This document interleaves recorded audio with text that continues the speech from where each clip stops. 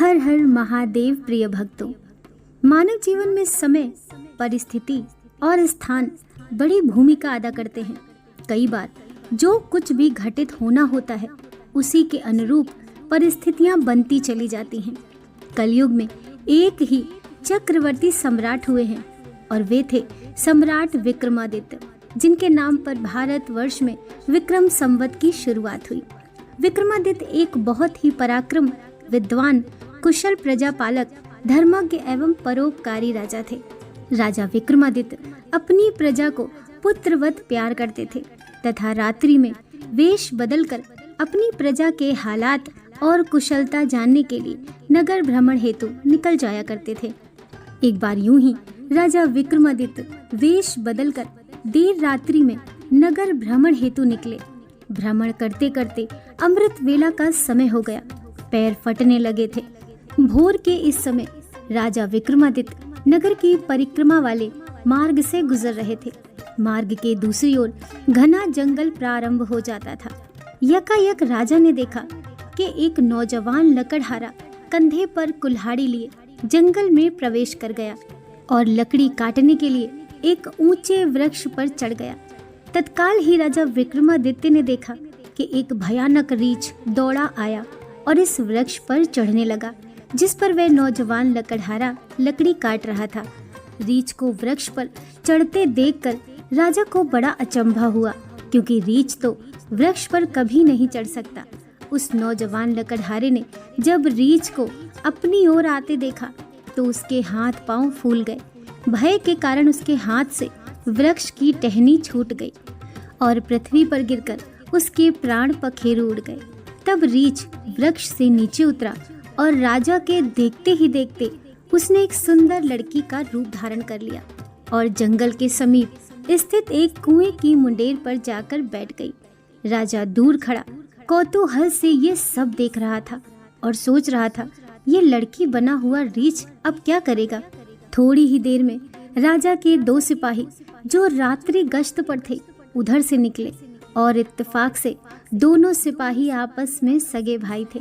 छोटे भाई की नजर जब कुएं की मुंडेर पर बैठी उस सुंदर लड़की पर पड़ी तो बड़े भाई से बोला, देख भाई, कितनी सुंदर लड़की बैठी है, मेरा मन कर रहा है कि मैं इससे विवाह कर लूं। बड़ा भाई बोला, बड़े भाई के होते हुए छोटा भाई कैसे विवाह कर सकता है, बड़ा होने के नाते पहले मेरी बारी है, इसीलिए इससे विवाह तो मैं ही करूंगा। तब छोटा भाई बोला, मैंने इसे पहले देखा है, इसीलिए इससे विवाह तो मैं ही करूंगा। तब बड़ा भाई बोला कि हम तो व्यर्थ ही झगड़ रहे हैं, क्यों ना हम इस लड़की से ही पूछ लें। ये हम दोनों में से जिसे पसंद करेगी वही इस लड़की से विवाह कर लेगा। इस प्रकार आपस में निर्णय करके दोनों भाई उस लड़की के पास पहुंचे। बड़े भाई ने उस लड़की से प्रश्न किया, हे सुंदरी, आप कौन हो और यहाँ क्या कर रही हो। वह लड़की बोली, मैं पास ही के एक गांव में रहती हूँ और अपने पति की तलाश में निकली हूँ। छोटा भाई बोला, तुम्हारा पति कहाँ है, तुम चाहो तो उसे ढूंढने में हम तुम्हारी सहायता कर सकते हैं। तब वह लड़की बोली, अभी तो मैं कुंवारी हूँ और किसी योग्य वर की तलाश में निकली हूँ। तब छोटा भाई बोला, हम दोनों भाई भी अभी कुंवारे हैं, यदि तुम चाहो तो हम में से किसी एक से विवाह कर सकती हो। लड़की बोली, मैं तुम दोनों में से एक से विवाह कर लूंगी, परंतु मेरी एक शर्त है। दोनों भाई बोले, क्या शर्त है। तो लड़की बोली, तुम दोनों में से जो भी अधिक बहादुर होगा मैं उसी से विवाह करूंगी। इतना सुनते ही दोनों भाई स्वयं को एक दूसरे से श्रेष्ठ सिद्ध करने की इच्छा रखते हुए आपस में युद्ध करने लगे। लड़ते लड़ते दोनों भाइयों ने तलवार निकाली और एक दूसरे के पेट के आर पार कर दी। इस प्रकार तड़प तड़प कर दोनों भाइयों ने अपने प्राण त्याग दिए। तब वे लड़की जोर से हंसी और उठकर एक दिशा की ओर चल पड़ी। ये लड़की अब क्या करेगी, ऐसा सोचते हुए राजा विक्रमादित्य भी थोड़ी थोड़ी दूरी रखते हुए उस लड़की के पीछे पीछे चलने लगे। अब तक सूर्य भगवान भी पूर्ण रूप से उदय हो चुके थे, परंतु सम्राट विक्रमादित्य एक रीछ के वृक्ष पर चढ़ने और फिर एक सुंदर लड़की का रूप बदलने की विचित्र घटना अपनी आंखों से देखकर अपनी सुध बुध खो बैठे थे।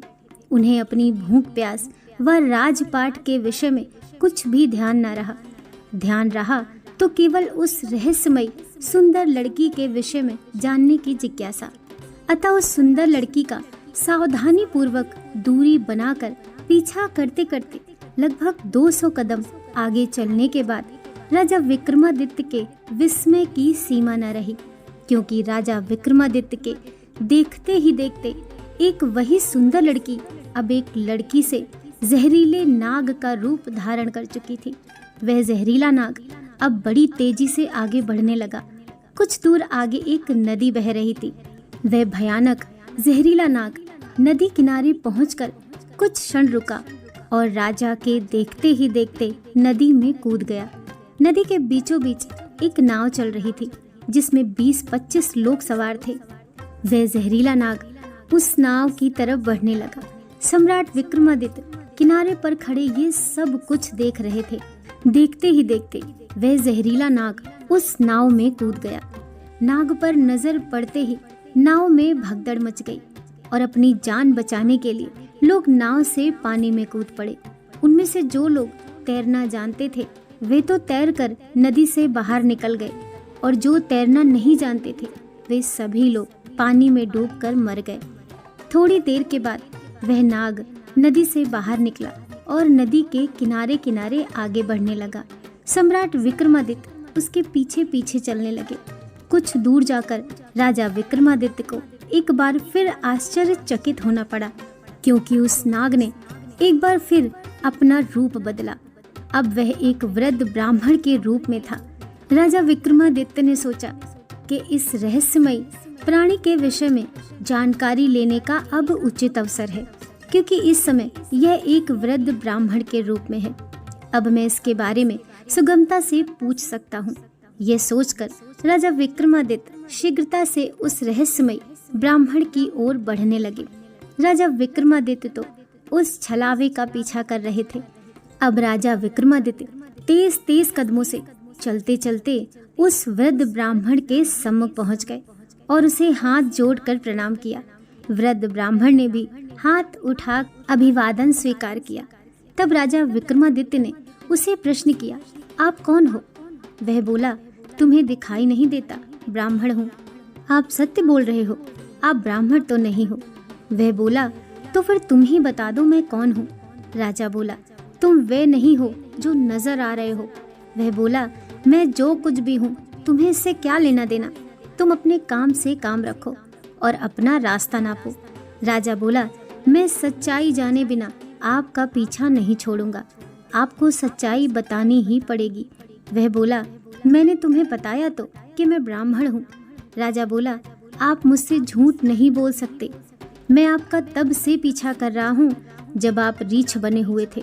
उस समय आपने उस नौजवान लकड़हारे को मारा, फिर आप एक सुंदर लड़की बने और उन दोनों सिपाही भाइयों को एक दूसरे के हाथों मरवा दिया। फिर आपने एक जहरीले नाग का रूप धारण करके नदी में छलांग लगा दी और नदी पार कर रही नाव में घुस गए और तुम्हारी दहशत के कारण नाव में सवार यात्रियों में भगदड़ मच गई। नाव पलट गई और आधे यात्री नदी में डूबकर मर गए। अब आपने वृद्ध ब्राह्मण का रूप धारण किया है। अब सीधी तरह से सच सच बता दो आप कौन हो। वह बोला, यदि ना बताऊं तो। यह सुनकर राजा ने अपनी तलवार निकाल ली और बोले, फिर मरने के लिए तैयार हो जाओ। तुम जानते नहीं ये राजा विक्रमादित्य की नगरी है और मैं राजा का वफादार नौकर हूँ। इस धर्मात्मा राजा की नगरी में इतने लोगों की जान लेकर तुम जीवित बचकर नहीं जा सकते। अब मरने से पहले जल्दी से ये बता दो कि तुम कौन हो। राजा विक्रमादित्य की ये धमकी सुनकर वह वृद्ध ब्राह्मण जोर जोर से खिलखिलाकर हंस पड़ा और बोला, मैं जानता हूँ कि ये महाप्रतापी सम्राट विक्रमादित्य की राजधानी है और मैं ये भी जानता हूँ कि तुम ही विश्व प्रसिद्ध सम्राट विक्रमादित्य हो। फिर भी एक बात जान लो, तुम मुझे नहीं मार सकते, बल्कि एक दिन ऐसा आएगा कि मैं ही तुम्हें मरने के लिए विवश कर दूंगा। उसकी ये बात सुनकर राजा विक्रमादित्य सोचने लगे कि जिसने इस वेश में भी मुझे पहचान लिया वह कोई साधारण इंसान तो हो ही नहीं सकता। तो राजा थोड़े विनम्र होकर बोले, अब आपने मुझे पहचान ही लिया है, तो कृपया आप बताएं कि आप वास्तव में कौन हो। तब वह ब्राह्मण बोला, किसी ने सत्य ही कहा है कि संसार में 4 प्रकार के हठ प्रसिद्ध हैं, राजहठ, बालहठ, त्रियाहठ और योगहठ। तुम राजा हो, राजहठ पर अड़े हो। बिना मेरी सच्चाई जाने तुम मानोगे नहीं, इसीलिए मुझे बताना ही पड़ेगा कि मैं कौन हूँ। अतः राजन, अब ध्यान लगाकर सुनो कि मैं कौन हूँ और तुम्हारी राजधानी में क्यों आया हूँ। तब उस वृद्ध ब्राह्मण ने बताना शुरू किया, हे राजन, मैं तुम्हें बताता हूँ कि मैं कौन हूँ। जो भी मैं बताऊंगा एक एक शब्द ध्यान लगाकर सुनना। मेरा नाम काल है। तुम जानते हो कि इस संसार में जितने भी प्राणी जन्म लेते हैं उनकी मृत्यु निश्चित है। इसीलिए इस भूमि को मृत्यु लोक भी कहा जाता है। जब प्राणी माता के गर्भ में आता है तो उसके पूर्णांग बनने के बाद आत्मा उसमें प्रवेश करती है, अर्थात वह सजीव हो उठता है। इस समय उसकी मृत्यु का समय, स्थान और परिस्थिति अर्थात मृत्यु किस प्रकार से होगी, ये भी विधाता की ओर से निश्चित कर दिया जाता है। राजन, तुम ये भी जानते हो कि दुनिया के हर प्राणी के जन्म मरण का लेखा जोखा चित्रगुप्त के पास है। जब भी किसी प्राणी की मृत्यु का समय आ जाता है तो वे धर्मराज को सूचित करते हैं। अब क्योंकि सभी प्राणियों की मुक्ति का विभाग भगवान शिव के पास है, अतः धर्मराज उसे प्राणी को मृत्यु प्रदान करने की आज्ञा भगवान शिव से मांगते हैं। जब भगवान शिव आज्ञा दे देते हैं तो धर्मराज मुझे अर्थात काल को आज्ञा देते हैं। तब मैं मृत्यु लोक अथवा पृथ्वी पर आता हूँ। मुझे ये पता होता है कि किस प्राणी की किस समय, किस स्थान पर और किस परिस्थिति में मृत्यु होगी। मैं उस प्राणी को निश्चित समय पर इस निश्चित स्थान पर लेकर जाता हूँ अथवा पहुँचा देता हूँ जहाँ पर उसकी मृत्यु लिखी हुई है अथवा निश्चित है। और जिस प्रकार से उसकी मृत्यु लिखी गई है, मैं उस स्थान पर वैसी ही परिस्थितियाँ अथवा हालात बना देता हूँ। उस लकड़हारे को मैंने नहीं मारा। राजा विक्रमादित्य बोले, तुम फिर झूठ बोल रहे हो। मैंने स्वयं अपनी आंखों से देखा है कि उस लकड़हारे की मृत्यु का कारण तुम ही थे। वृद्ध ब्राह्मण बोला, बेशक कारण मैं बना था, लेकिन संसारिक लोग तो यही समझते हैं कि लकड़हारे की मृत्यु वृक्ष से गिरकर वृक्ष की टहनी टूटने के कारण हुई है। और फिर मुझे तो मृत्यु देव धर्मराज के आदेश का पालन करना ही पड़ता है। उसकी मृत्यु वृक्ष पर से गिरने के कारण लिखी गई थी, इसीलिए मैंने रीछ बनकर वैसे ही परिस्थितियां और हालात पैदा कर दिए। नहीं तो जरा सोचो, यदि असली रीछ होता तो क्या कभी पेड़ पर चढ़ पाता? परंतु वह तो मैं था और मेरे लिए तो कुछ भी असंभव नहीं है। अगर उन सिपाही भाइयों की बात करें तो उनको भी मैंने नहीं मारा।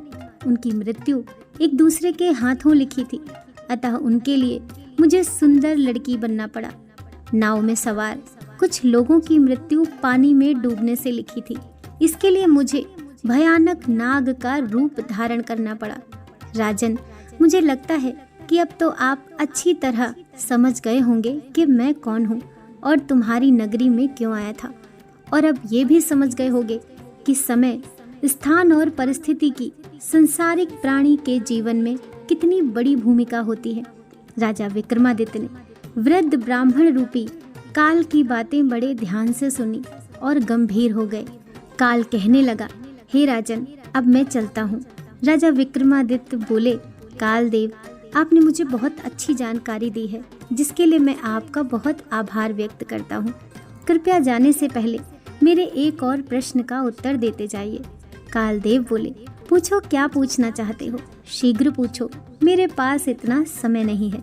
राजा विक्रमादित्य बोले, कृपया करके मुझे ये बताइए कि मेरी मृत्यु कब, किस स्थान पर और किस प्रकार से होगी। कालदेव बोले, हे राजन, मैं ये तो बता सकता हूँ कि तुम्हारी मृत्यु कहाँ और किस प्रकार से होगी, परंतु ये नहीं बता सकता कि तुम्हारी मृत्यु कब होगी। राजा विक्रमादित्य बोले, हे कालदेव, मृत्यु का समय बताने में आपको क्या आपत्ति है? कालदेव बोले, हे राजन, यदि मैंने पहले ही आपको मृत्यु का समय बता दिया तो इसी क्षण से आप चिंताग्रस्त हो जाओगे, और आप तो जानते ही हो कि चिंता चिता समान होती है। अभी तो आपको अपने शासन काल में बहुत से शुभ और जन कल्याण के कार्य करने हैं। राजा विक्रमादित्य बोले, चलो समय न सही, यह तो बता दो कि मेरी मृत्यु कहाँ और कैसे होगी। कालदेव बोले, सुनो राजन, तुम्हारी मृत्यु तुम्हारे ही महल में सीढ़ियों पर से पांव फिसलकर गिरने के कारण से होगी।